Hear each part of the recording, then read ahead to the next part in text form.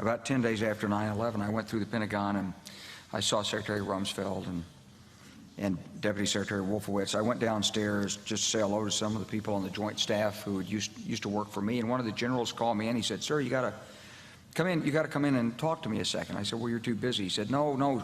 He says, "We've made the decision. We're going to war with Iraq." This was on or about the 20th of September. I said, "We're going to war with Iraq. Why?" He said, "I don't know." He said, "I guess they don't know what else to do." So I said, "Well, did they find some information connecting Saddam to Al-Qaeda?" He said, No. He says, "There's nothing new that way. They just made the decision to go to war with Iraq."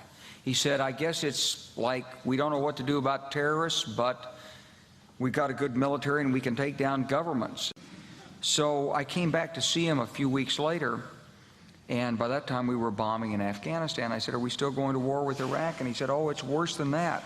He said, he reached over on his desk, he picked up a piece of paper, and he said, I just got this down from upstairs," meaning the Secretary of Defense's office today, and he said, "This is a memo that describes how we're going to take out 7 countries in 5 years, starting with Iraq and then Syria, Lebanon, Libya, Somalia, Sudan, and finishing off Iran."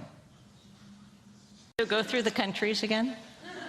Well, starting with Iraq, then Syria and Lebanon, then Libya, then Somalia and Sudan, and then back to Iran.